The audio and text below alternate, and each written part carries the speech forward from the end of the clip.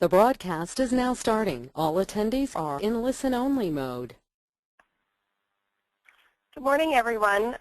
We have a lot of people that have already dialed in, and we're just going to give them another minute for some other folks to dial in, and then we'll get started.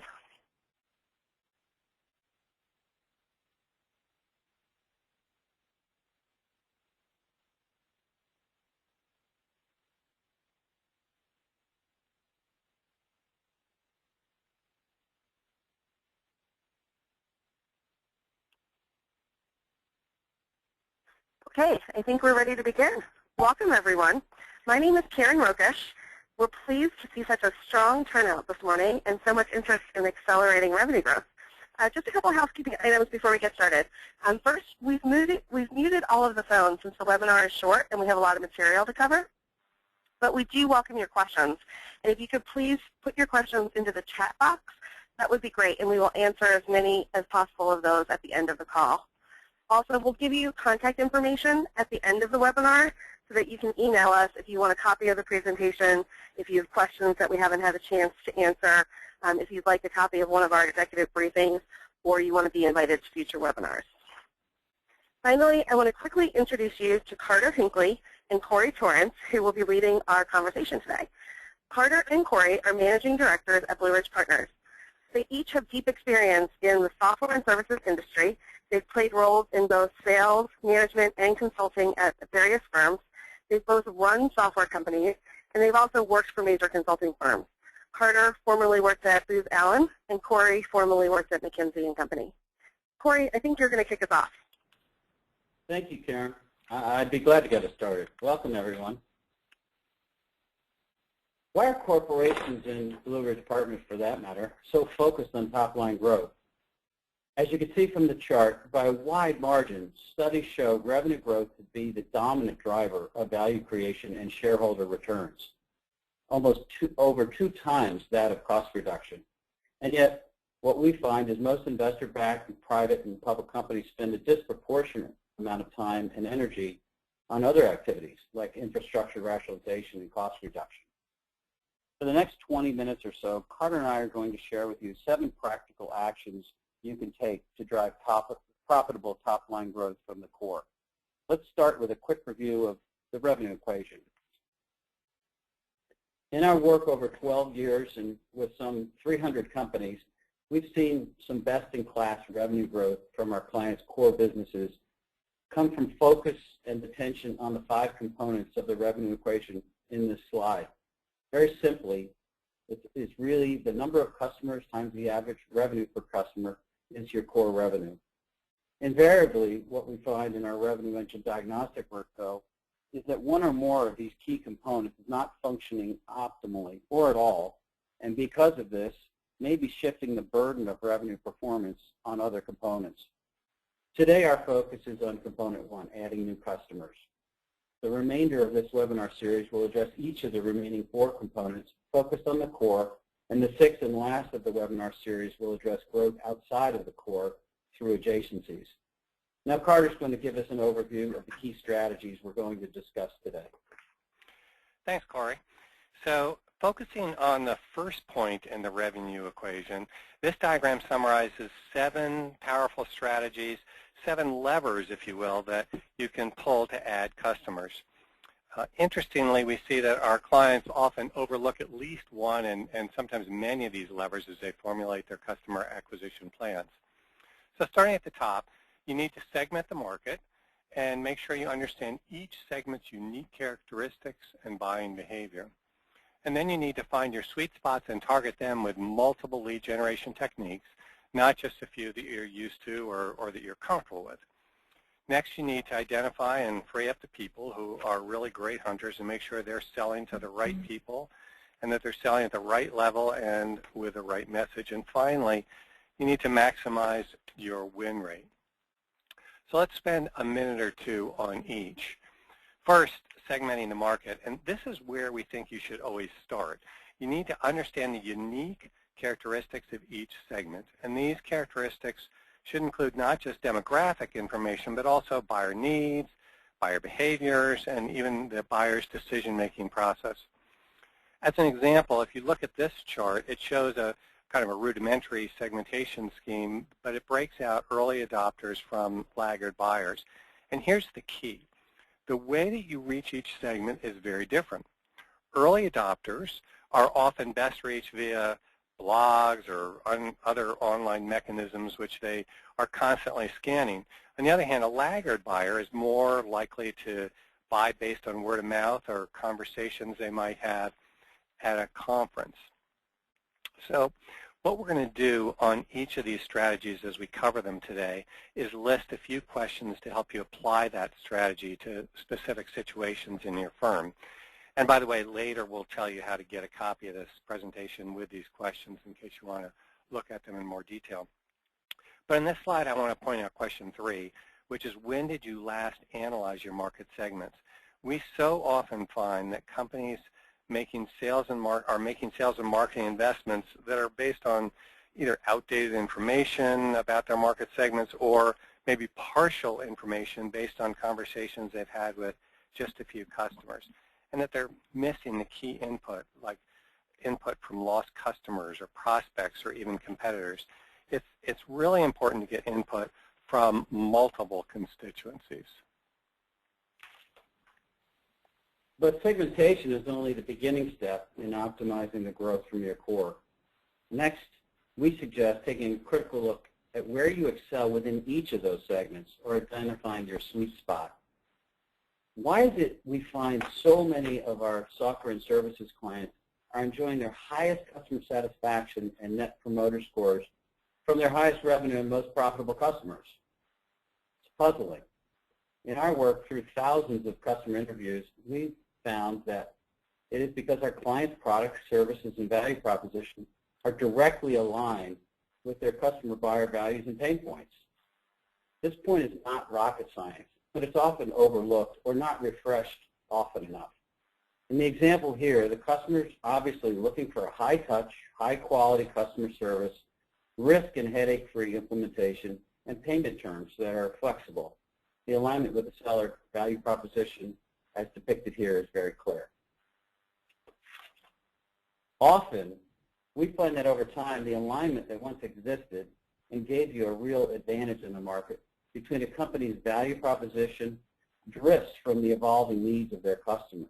They lose touch. It's easy to see how this happens in the never-ending race to grow revenue.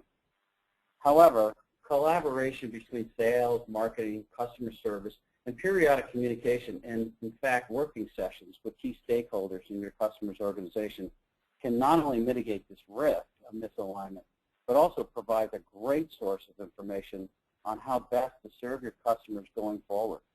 Listening goes a long way towards building loyalty.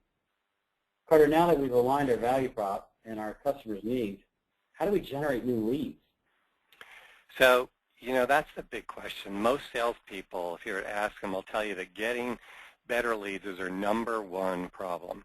So we spent a lot of time looking at this issue, and we found 2 key things. One is many firms get stuck in a rut generating leads in just a few ways. Often they only send out emails, or maybe they just make cold calls.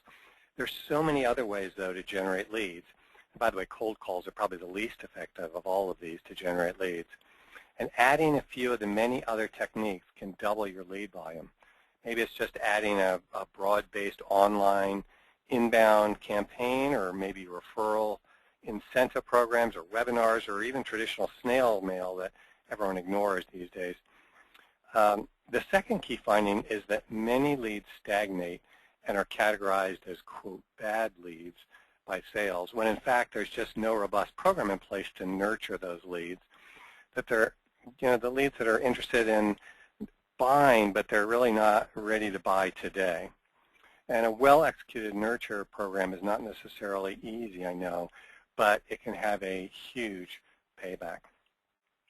So here are a few questions to consider. And I want to point out just one again, and that's the importance of marketing and sales working together. It's really no longer acceptable for marketing to throw a bunch of leads over the transom and then complain that sales never follows up, while simultaneously sales complains they don't get good leads. Sales and marketing really needs to work together as a seamless machine.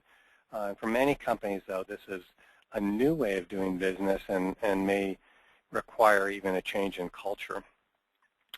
So anyway, once you get a lot of great leads and you've got the right message and you've aimed it at the right market, what's next? Hunting the sale. And Corey, you're up. Well, I don't think I would want to be the farmer in this picture, especially with the dog pointing directly to him, or be the dog for that matter. But seriously, the point of this slide is to make sure you've got the right people in the right roles with the right tools and the right motivations to drive new growth from new logos. The DNA of a hunter is different than that of other members of your business development team, and that once that's recognized, alignment can be had by making sure that the right incentives are in place. At times, they can be tough to manage and often load administrative tasks, like updating Salesforce.com. But when given the right tools and time with clients, they can be a major driver of growth for your company. You also need to take a careful look at what you measure, both activity-based and financial performance, and how you reward success to make sure it aligns with the new account objectives of the company. All too often, we find the percentage of time hunters are spending finding new accounts decreases over time. And there's little, if any, motivation to beat the bushes for more new accounts. Keep an eye on this and make sure time spent in the field is aligned with motivations and incentives. Here's a few questions to consider. But as the organizations evolve, they often don't reassess their talent mix, their time allocation, and motivations often enough. And sometimes, when they do, it's too late. Don't let that happen. Your new sales team is one of the keys to your growth. Keep track of and nurture the health of this critical part of your company, and they will deliver significant dividends over time. Okay, so we have our value prop aligned. We've supercharged our hunters. We've focused on new logos. But how do we engage with our customers? Yeah, proper engagement is really key. Even the best hunters are going to fail if they're hunting in the wrong place or only in one place. Complex sales today require different strategies for different levels in the organization. For example, convincing the future users of a software package that your solution is best often requires a detailed demo. You need to show them the features and line up the user needs. But then when you go to the senior executive who's going to ultimately approve the purchase, it's likely that they're going to be interested in something that's much more faster paced, that's a briefer meeting, and that focuses just on the economic issues. And in fact, they'll be totally turned off if you're going through a detailed demo that the end user might find interesting. So successful selling requires really building relationships and presenting compelling value propositions in different ways, at different levels, to different audiences. Again, if I had to pick just one question, I'd pick the third one here. Do sales reps have the right skill, DNA, and motivation to maximize sales at the right level? You know, salespeople need to have the right skills, and they need to have the right amount of passion to sell well and to sell at all levels. It used to be that, you know, you go out for a beer or a little round of golf, and that's no longer sufficient to close a sale. We need to think about our salespeople and decide if they do have that kind of DNA.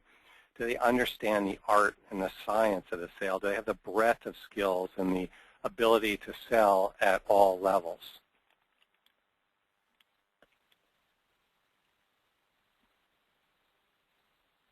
Corey, I think you're up. Sorry. Even with everything else in place, if we don't deliver a crisp, clear message that resonates with our customers, we lose that critical moment of truth. And unfortunately, as we all know, it sometimes doesn't come back. We interviewed one of our software client customers recently and asked him to describe the process he went through to select our client. He said it was simple. He needed to know three things. Why do I need a solution in the first place? What are my options, and why should I buy it from you? He said our client helped educate him on the impact to his business in terms of time and cost savings with less errors by going to a software solution. They did not badmouth the competition, and they did a great job articulating how they would implement the solution and support him going forward to deliver the results promised. He said it was an easy decision. That's the sign of clear messaging. Delivering a crisp message to hit the bullseye is not easy, but it starts and ends with how your customer perceives and measures value on their terms. Test your messaging with your customers. Talk to them at user conferences to get their reactions and begin to gain buy-in. Make sure your messaging is well understood by everyone in your organization who touches your customers. Carter's now going to discuss the importance of keeping your pulse on why you win and why you lose. And that's the ultimate point, right? Assuming you're doing everything else right, at the end of the day, how do you ensure you close the most sales? We found that the most important tool to figure out the answer to that question is to analyze your wins and losses and to analyze them within each market segment. You need to talk to many constituents to do this well, including not just customers, but also lost customers and prospects and lost prospects and channel partners and other industry players and maybe even competitors. And it's interesting, when we do this for our clients, they're always amazed at what they learn. But it's all for naught if you don't take what you learn and use it to modify your value proposition, which is the third question here. It's also key to analyze your wins and losses on an ongoing basis since customers change, products change, and even entire industry change so quickly. So those are the 7 ways to add customers, 7 levers, if you will, that you can pull. And adding customers is just one of these strategies to grow revenue. We're going to cover the other strategies to grow revenue in future webinars. But Karen, first, are there any questions for us to cover? I know we're sort of running low on time, but maybe we can take a few. Yep, Carter, we've gotten a couple questions that have been sent in via chat, so if you have questions, please do send them in. The first question is, when you talked about additional lead generation techniques, you mentioned inbound marketing. Can you explain what the difference is between inbound and outbound marketing? Karen, I'll take that one. Outbound marketing is what we're all used to. It's broadcasting, it's one-directional, making cold calls, sending letters, things that we talked about earlier. Inbound marketing generally refers to the whole process of stimulating demand and building credibility and lead volume over all channels, especially in this day and age, the web. It could be using blogs, articles, websites, and other web components that educate prospects about your product, your capabilities, and steer them towards your solution. Thanks, Corey. We have one more question that has come in. It's this. So this person says, all this sounds great, but what if you don't have the right salespeople? How can we assess whether or not we have the right team in place to do all of this? Oh, that's a good question. Karen, I'll take that one. You know, one way is to benchmark their performance. We have a set of benchmarks that we've developed over the years, having worked with hundreds of companies, and it gives us a lot of insight.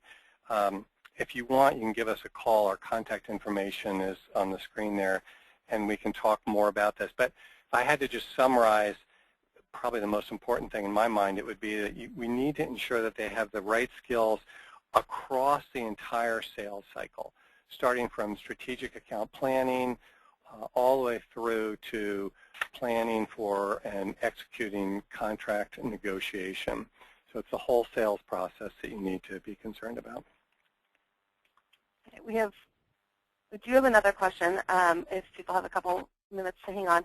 From your experience, where do you see your clients facing the biggest challenge within these 7 ways? Corey, you want to take that, or shall I? Go ahead, Carter. I would say the biggest challenge is in the value proposition. It's very hard to have a value proposition that perfectly tunes where your strengths are to your sweet spot. And what we've found is if you get that market feedback, if you get the market information and then tune your value proposition, it can have probably the biggest impact on sales. And if I can just add to that, I think it's also really important to understand each of those sweet spots by your market segments. So make sure that you have your segmentation right and that you tune your sweet spot and your messaging to that segment appropriately. Any other questions? If you do, please enter them via chat. I think there's a spot to ask a question, or you can enter it in chat.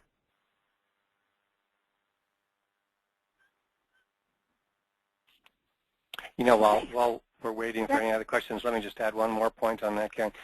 I think one of the key things is not looking at these as individual answers, say just picking one. It's looking at the whole picture and seeing how these all work together and make sure that you have a synergistic approach to adding customers.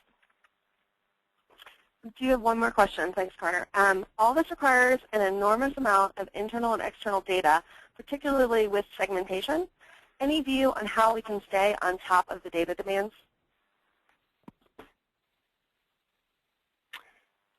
Yeah, so I'll take it. Okay, go ahead, Carter. No, go ahead. Help yourself. I think it's a great question because if you look at the data at a point in time, it can give you a great insight, but you get even deeper insight by looking at the data over time and looking at the trends. So we found if you build a dashboard based on a database which takes the right metrics at different points in time and look at those trends, you can get the biggest impact.